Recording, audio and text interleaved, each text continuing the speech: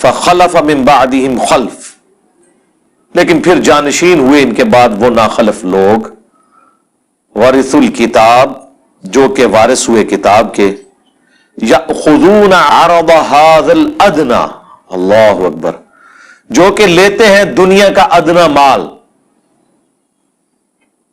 وَيَقُولُونَ، اور ساتھ یہ بھی کہتے ہیں، یعنی دین بیچتے ہیں، اور ظاہر ہے اس سے مراد عام لوگ نہیں تھے، بنی اسرائیل کے علماء تھے، دین تو انہوں نے بیچنا ہے نا، عام لوگوں نے تو سبزی پیاز بیچنا ہے نا، ان کی تو دین کی دکانداریاں نہیں ہے نا، دین تو انہوں نے بیچنا ہے نا، غلط فتوے، اللہ کی آیات کو بدلنا، بیچنا، یہ علماء کا کام ہے،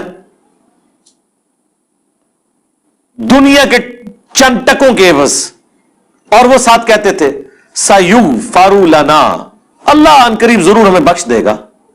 ہم بھی کہتے ہیں نا یا اللہ جو کچھ بھی ہے تیرے محبوب کی امت سے ہے، دیکھو جی کلمہ پڑھے جی ایک نہ ایک دن جنت چلے ہی جانا، ایسی یہ وہی چیز، وہی مینٹالٹی بنی اسرائیل کے اندر موجود تھی، کام چک کے رکھو ایک نہ ایک دن چلے جائیں گے۔ وَإِن يَأْتِهِمْ عَرَضٌ مِثْلُهُ، اور اگر آ جائے ان کے پاس اتنا مال اور، یأخذوہ، لے لیں گے۔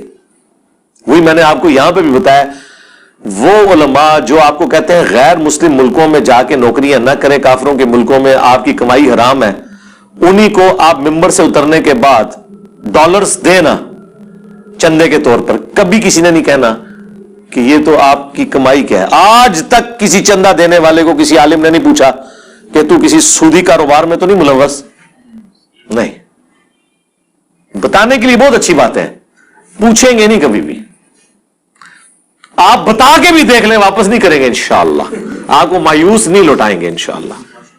یہاں پہ بھی اللہ نے مارا ان کو اور بھی ملے نہ ملے گا، یہ لیں گے۔ الم یؤخذ علیہم میثاق الکتاب، اللہ اکبر، کیا نہیں لیا گیا تھا ان سے کتاب کے بارے میں پختہ عہد، یعنی تورات کے بارے میں۔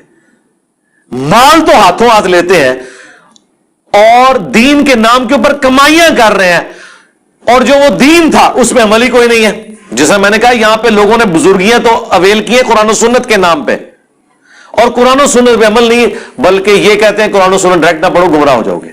اگلے دن ہمارے لائیو سیشن میں ایک بندے نے سوال کیا کہ میں ادھر کرسچنز کے ملک میں ہوں، وہاں پادری بھی یہ کہتے ہیں کہ ڈائریکٹ انجیل نہیں پڑھنی گمراہ ہو جاؤ گے۔ تو وہ کہہ رہا تھا کہ یار یہ کیا وجہ ہے کہ سارا مذہبی طبقہ ایک جیسا ہی ہے؟ میں کہ ہاں، مولوی سارے ایکو جینے پاویں، پادری ہوں، پنڈت ہوں، چاہے مولوی ہوں مسلمانوں کے، یہ طبقہ ایک جیسا ہے۔ اس کی دو ریزن ہے، ایک تو یہ کہ انہیں یہ پتا چلے گا جب یہ کتابیں ڈائریکٹ پڑھیں گے نا تو کتابوں کا دین ان علماء سے مختلف ہوگا، تو ان کو سوال کریں گے حضرت اس میں تو یہ لکھا ہے آپ تو یہ کر رہے ہیں۔ دوسرا، ان کا جب دماغ کھلے گا ان سے سوال پوچھیں گے، اکثر چیزوں کے جواب نہیں ان کو آتے ہوں گے۔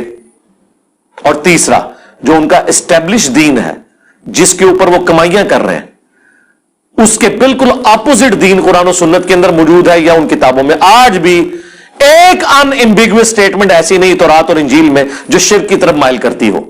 وہ کتابیں تبدیل ہو کر بھی توحید کے اعتبار سے کامل ہیں، کیونکہ اگر توحید بھی اس میں ختم ہو جاتی پھر یہود و نصارہ کے لیے ہدایت کا کوئی ذریعہ نہ ہوتا۔ آپ کس کتاب سے ان سے بات کرتے؟ قرآن کو تو وہ مانتے ہی نہیں ہیں۔ لیکن آج کئی لوگ مسلمان صرف اس لیے ہوئے ہیں کہ آج کی بھی تورات اور انجیل میں جو توحید ہے نا، اس توحید کو اگر کوئی صحیح معنوں میں لے کے چل رہا ہے تو مسلمان لے کے چل رہے ہیں، اور پریکٹیکلی وہ توحید اسلام میں نظر آتی ہے، ان میں تو نظر ہی نہیں آتی۔ اچھا، سیم وہی جملے بولتے ہیں کہ جی یہ جو آپ سامنے پڑھ رہے ہیں نا اس کے اندر ایک باطنی معنی بھی ہوتا ہے، جو اہل معرفت جانتے ہیں۔ جو سٹیٹ لکھا ہوا نا بالکل واضح، وہ کہتے ہیں اس کو چھوڑ دیں، آپ اس کے پیچھے جائیں۔ چلو پیچھے جانے سے بھی یہی چیز نکلنی چاہیے نا، دنیا میں تو یہی ہوتا ہے نا کہ آپ پانی کا کنواں کھود رہے ہیں، 100 فٹ کے اوپر جا کے پانی نکلا ہے تو نیچے جا کے یہ تو نہیں ہوگا کہ تیزاب نکل آئے گا۔ آپ پانی کے لیے کنواں کھود رہے ہیں نا تو نیچے اس سے صاف پانی نکلے گا۔ یہاں کیا کہتے ہیں اور اندر بڑھو، اور اندر بڑھ کے کوئی اور شاہی باہر کاٹ لیتے ہیں۔ وہ اندر نہیں ہوتا، وہ باہر جا رہے ہوتے ہیں اس سے۔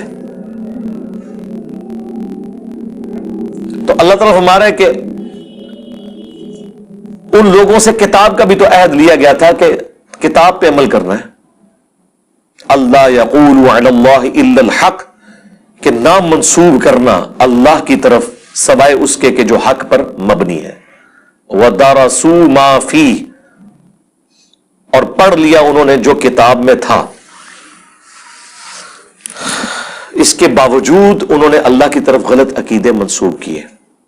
یہاں پہ لوگ اللہ تعالیٰ کے حوالے سے کئی ایک عقیدے ایسے کلیم کر دیتے ہیں کہ ہم انہیں کہتے ہیں یہ کہاں لکھے ہیں. وہ کہتے ہیں جی اللہ چاہے تو ایسے ہو سکتا ہے، اللہ چاہے تو قاسم نانوتوی صاحب مرنے کے 6 سال کے بعد قبر سے نکل کے دیوبند میں 2 مولویوں کی صلح کرا کے واپس جا سکتے ہیں، خواب میں نہیں بیداری میں. ہم کہتے ہیں یہ اللہ کے اوپر جو آپ نے جھوٹ باندھا ہے یہ قرآن میں کہاں لکھا ہوا ہے؟ قرآن میں تو سورہ یاسین میں، سورہ واقعہ میں اللہ نے فرمایا جو دنیا سے چلا گیا وہ کبھی دنیا میں واپس نہیں آ سکتا. حضرت عیسیٰ بھی جو مردے زندہ کرتے تھے وہ دنیا میں واپس نہیں آتے تھے، وہ مردے کے پاس کھڑے ہوتے تھے، قم باذن اللہ کہتے تھے، وہ کھڑا ہوتا تھا تھوڑی دیر کے لیے، وہ کہتا تھا عیسیٰ اللہ کے پیغمبر ہیں، ان کی اطاعت کرو، پھر ساتھ ہی واپس چلا جاتا تھا. دنیا میں کوئی واپس نہیں آ سکتا، یہ اللہ کا ڈیفینیٹ قانون ہے. چاہے کوئی بزرگ نہیں، اللہ چاہے، سرکار اللہ کا چاہنا آپ چاہیں گے، یہ وہی چیز ہے. لا یقول علی اللہ الا الحق، مت اللہ کے اوپر کوئی بات ایسی منسوب کرو سوائے اس کے کہ جو حق میں مبنی ہے. پڑھ لیے جو کچھ کتاب میں تھا. والدار الآخرۃ خیر للذین یتقون، اور جو آخرت کا گھر ہے وہ تو بہتر ہے ان لوگوں کے لیے جو پرہیزگاری کی روش اختیار کرے. افلا تعقلون، کیا تم اتنا بھی نہیں سمجھتے، اتنی عقل بھی نہیں رکھتے؟ یہ کانٹے کی بات ہے، کتاب کو فالو کرنا ہے اور آخرت کے لیے تگ و دو کرنی ہے. یعنی پورا دین یہی ہے نا کہ آپ نے اللہ کی وحی کو فالو کر کے آخرت اپنی بنانی ہے. پورا دین یہ نٹ شیل کے اندر ہی ہے. دین بیچ کے دنیا نہیں کمانی.